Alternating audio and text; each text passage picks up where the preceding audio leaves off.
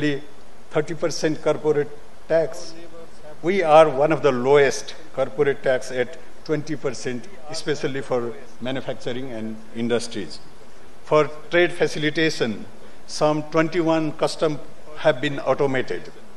These customs handles nearly 100% of export and import to and from Nepal, and 85% of goods and services entering the custom premises of Nepal gets same-day clearance.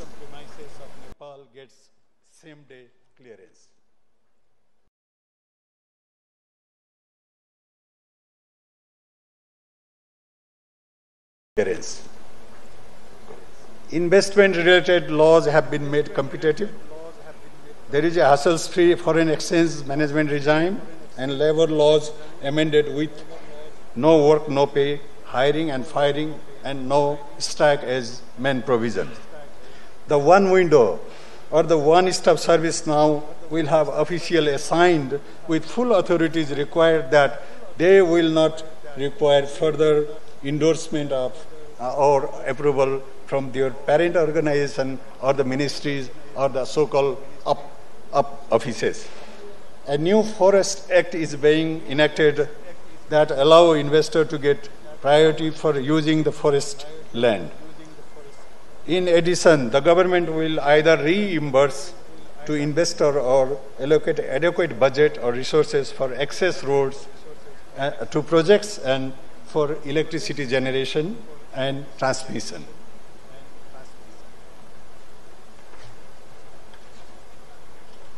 Investment laws, related laws have been made competitive. There is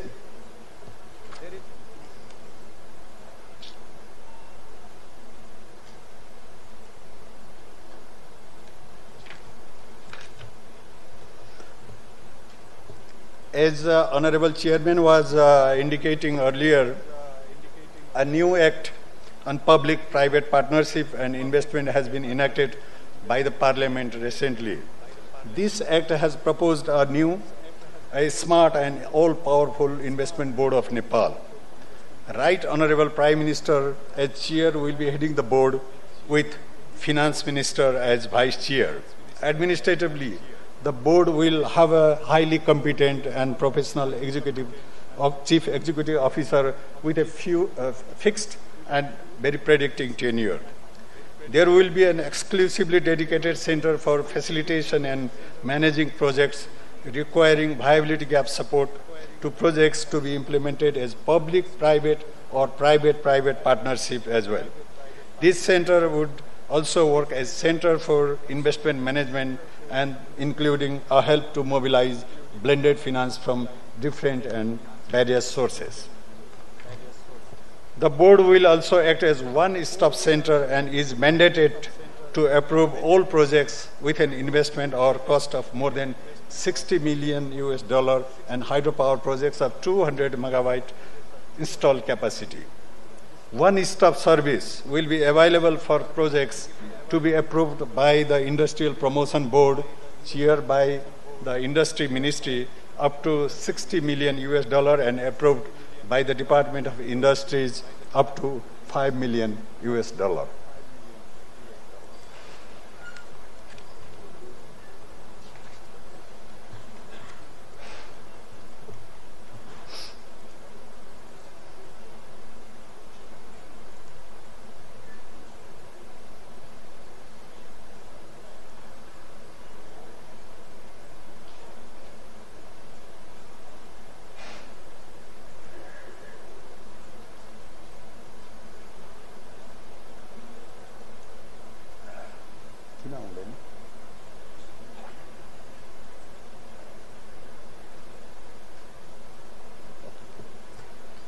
The Foreign Investment and Technology Transfer Act, also known as FITA, has been approved recently by the Parliament. The FITA provisions allow investment through branch offices, venture capital, and issuance of securities in the international market to mobilize more capital. There will be no upper ceiling and the limit now. We have proceeded for sovereign ratings of our country, and the results can be expected to be available to the investors soon. The FITAs allow operating foreign currency account in the banks and guarantee a full repatriation of portfolio, dividends, and other income made by foreign investment. It also allows choices for dispute settlement mechanism. Additionally, we have a grievance handling mechanism under the direct supervision and oversight of the Right Honorable Prime Minister and his day-to-day office, that is Office of the Prime Minister and Council of Ministers.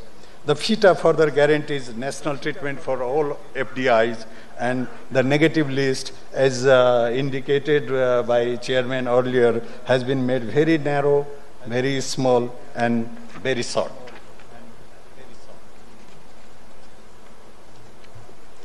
Our Company Act, laws and regulation, including institutional arrangement, are simplified. The process have further simplified. A dedicated multi-agency team will be regularly working to improve doing business environment. The Company Act also provides corporate as well as trademark and brand names. This act also allows 101 shareholders, even for the private companies. 24/7 online service will be ensured for the registration of companies. The Industrial Enterprises Act further clarifies procedures for EOE, that is entry, operation, and easy exit if the investor or company wishes to exit. There will be no and not nationalization. One-stop service will be available to approve and to decide customs, taxes, land, immigration and visas, and foreign exchange matters. Official assigned in this office again will not require to forward, not to get further clearance from your headquarters. They will be empowered to make final and full decisions. Our labor laws have provisions for no work, no pay.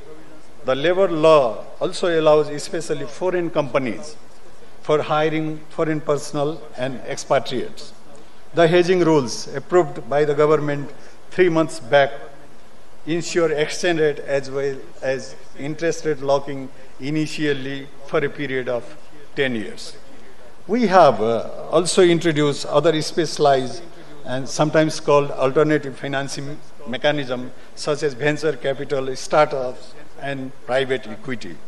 The Special Economic Zone Act gives us facilities to investors willing to be producing tradable goods and services to be sold at home and at the same time to be exported abroad.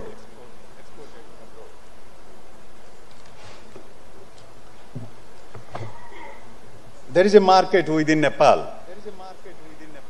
Nearly 30 million people, 40th largest population of the world, achieving an average of 7% growth in recent years with growing middle class.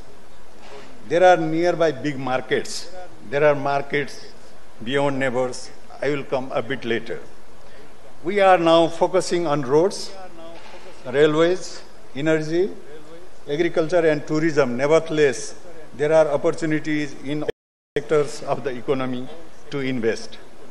In roads, we plan 2,000 kilometers of fast-track roads, railway again 2,000 kilometers, 15,000 megawatt of energy, 5 million tourists a year, 4 to 5 international airport, and commercialization of agriculture sector for self-sufficiency in food, and at the same time creating forward linkages for agricultural industries.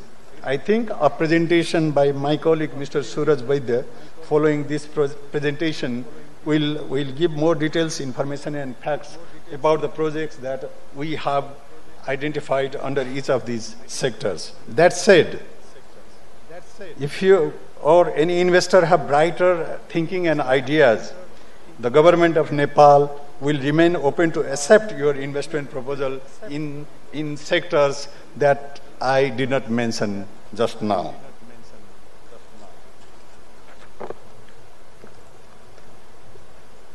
The windows to the world. Earlier, I mentioned about domestic market of nearly 30 million population of Nepal. Later, probably I will show you nearby 3 big markets with a combined population of more than 2 billion.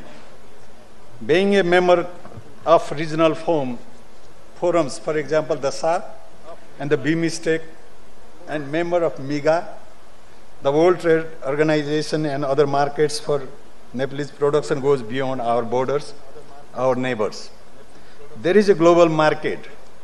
In some areas, we will have markets for overproduction of goods and services.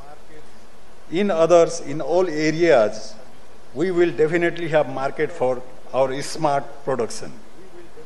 We have business and investment promotion agreement concluded with 6 countries. Also, double taxation avoidance agreement with 11 countries, the latest being our DTA with neighboring Bangladesh. We are processing for DTAA with few other countries.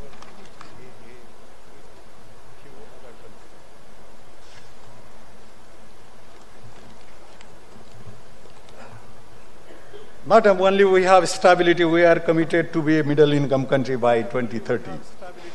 The sustainable development goals also to be achieved by then. We have 62% or nearly 18 million working aged, 15 to 54 years population. 35 or 6.3 million population, 15 to 29 years, is a clear demographic dividend available at least for the next 25 to 30 years. As indicated earlier, there are 3 big markets at the doorstep. Nepal's unique geography and biodiversity provides not only a comfortable living but also provides more opportunity to invest in unique products, the smart goods and services. Nepal probably is the only country in the world where most part of the country needs no air conditioner, neither for heating nor for cooling. The time zone Nepal is located also gives special advantage for investment and business, especially in the service sector. Business in Nepal can grow on and benefit when nearly more than half of the world remains sleeping or maybe dreaming and just thinking.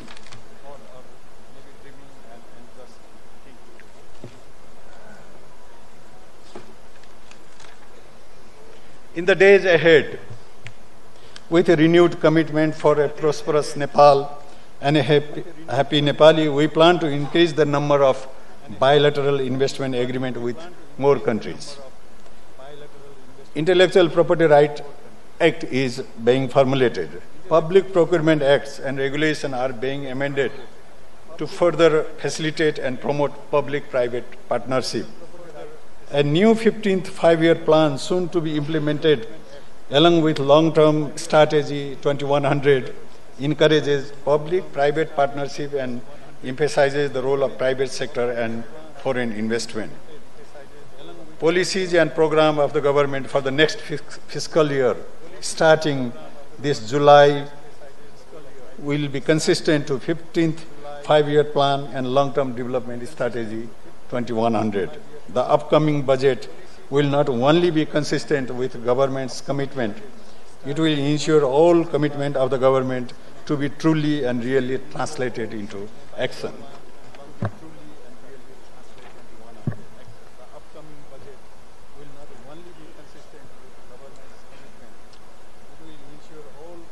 At the end,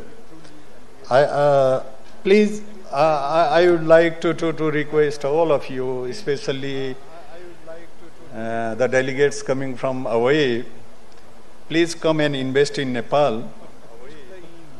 With this, Mr. Chairman, I need to stop here, and I once again thank you all for your patience. Thank you. Thank you, Mr. Gimiri, for your eloquent, informative, and comprehensive